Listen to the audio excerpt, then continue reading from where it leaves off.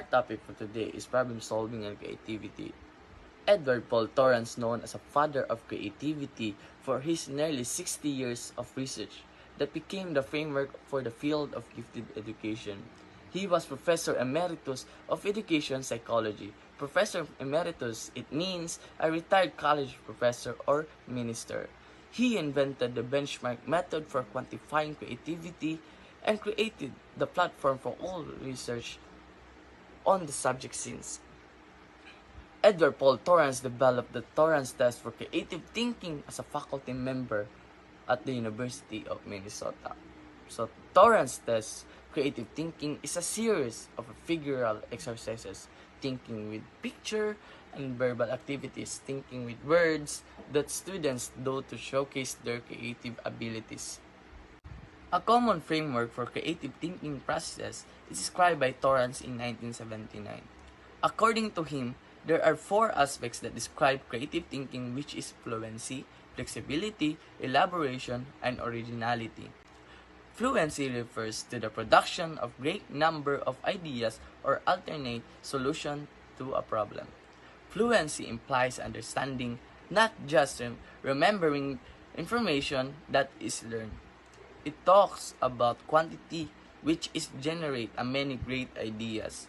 Fluency is not just about talking your information you remember when you're learning. It's about understanding in your certain topic, which is makahatag ta og daghang ideas about ani. Keywords: compare, convert, count, define, describe, explain, identify, label, list, match, name, outline, paraphrase, predict, and summarize. Flexibility refers to the production of ideas that show a variety of possibilities or realms of thought. It involves the ability to use things from different points of view, to use many different approaches or strategies. Flexibility, it talks about variety, which is generate different kinds of idea. Keywords: change, demonstrate, distinguish, employ, extrapolate, interpolate, interpret, and predict. Once categories are identified, fluency may be further demonstrated by generating more ideas about the idea read within categories. Even a modest attempt could result in the following list, recognizing that the creative thinking process may shift the mind in a spiral way between all four aspects of creativity. Elaboration is the process of enhancing ideas by providing more detail. Additional detail and clarity improves interest in and understanding of the topic. Elaboration, it's talk about details you add to your ideas. Keywords: appraise, critique, determine, evaluate, grade, judge, measure, select, and test. Good day, everyone. I am the Merie Francisquete, and let's move on to the last creativity framework of Torrance, the originality. Originality involves the production of ideas that are unique or unusual. It involves synthesis or putting information about a topic back together in a new way. So, when we say originality, it is about uniqueness. Um, it will comes up to our mind that something that no one else will be able to replicate it.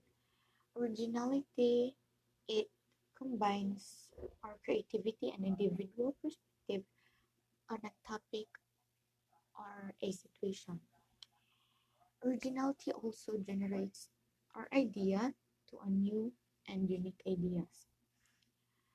Um, let's just say it is uniqueness of our response, and it is how uncommon than those uses. In order to show originality is we need to apply new methods to existing data, create interpretations of existing data, and also providing additional support to existing ideas or data. Um, for example, if a second grader has never exposed to an idea, um, yeah, if if a second grader has never been exposed to an idea before and comes up with it on her own, she is displaying or showing originality. The keywords of originality are compose, create, design, generate, integrate, modify, rearrange, reconstruct, reorganize, and revise. So let's proceed to creative problem solving. There are 6 types of CPS or creative problem solving. The first is mass finding, second is data finding, third is problem finding, fourth is idea finding, fifth is solution finding, and the last one is acceptance finding. First is mass finding. Sensitive yourself, scan, search for issues, concerns, challenges, opportunities, and etc. that need to be tackled. So mass finding is the problem whose interactions are complicated and not clearly understood. The divergent of mass finding is techniques include wouldn't it be nice and wouldn't it be awful if brainstorming to identify desirable outcomes and obstacles to overcome. So divergent of mass finding is we should observe um, unexpected change. For example, uh, a child increase or a student increase his or her tardiness and decrease the student's performance. The convergent of mass finding it include the identification of hotspots or highlighting. Um, Convergent of mass finding is administrators seek the mess um, the mess or finding the mess and never stop looking for ways to improve or to be solved the problem. Next is data finding. Gather information about the problem. Um, when we say data finding, it is about gathering data or information about the problem. It is how we find informations of the problem. Um, the divergent of data finding is it it includes five W's and H. The who, why, what, when, where, and how, and listing of one's sources and data. So it it is a stage usually involves participants individually reflecting upon labeling the data used to build a map. The convergent of data finding is identifying hotspots or highlighting mind mapping to sort and clarify the information gathered. Um, Convergent of data finding is it is individuals' insights into a final artifact. Good afternoon. My name is ROCXAN CANTALUNA. I am going to continue the reporting of Group 13. So we have here the number 3, problem finding.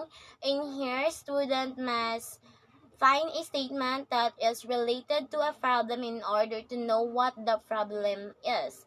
So we have here the divergent techniques. This include the 5 W's, which stands for what, where, why, how, who, and how, in order to know the problem. We have the convergent technique. This means of reformulating the statement of the problem to know what the problem really is. Then we have here the idea finding. Generate many ideas as possible about the problem. So we have divergence. Use the idea generating techniques to find ideas about a specific topic, like having a brainstorming. So convergence, use of mind mapping, combining of different ideas or listing of different ideas about the problem. 6, F5, we have the solution finding. In here, finding a solution of a problem by selecting the most appropriate solution for a specific topic. Then next, we have the acceptance stage. The finding of the problem should be put into practice, and there will be an action plan for the problem. So here are the people, problems, action plans. We have the 5 W's and how. Implementations of checklists, consensus mapping, and potential problem analysis. So we have here another model used in problem solving. We have the ideal model, which is published by Stein and Bonsford in 1984. This model is used in the industry and education to generate solution to a problem. We have here the identify the problem, knowing the scope of a problem, like knowing what really the issue is in order to come up with a solution about the problem. For example, I have math quiz tomorrow and I don't know how to solve it.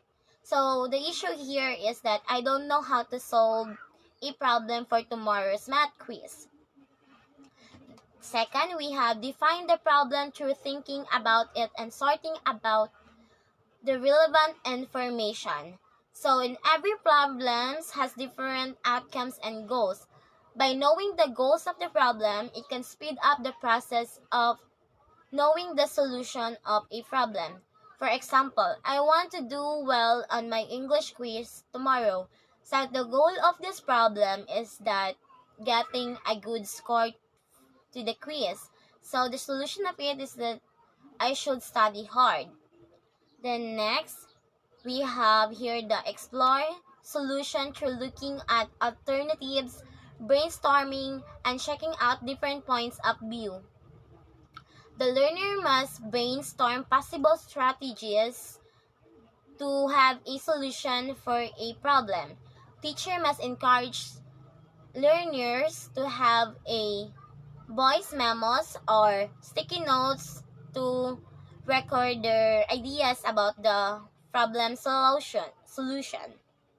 So, for example, there is a math quiz. The goal is to have a good score. So the strategies the child might use, it could be the child will review their textbooks or practice problem solving. And number 4, we have the act on strategies. After operating the list of strategies in how to resolve the problem, learners must review their strategies and must select the best option in finding a solution. Then 5th, we have the look back and evaluate the effects of your activity. This is the final step of the ideal model, where the learner must learn from an attempt to solve a problem and reflect about the problem solving. Does the problem solving goes well or not? And that's all for today's report. Thank you.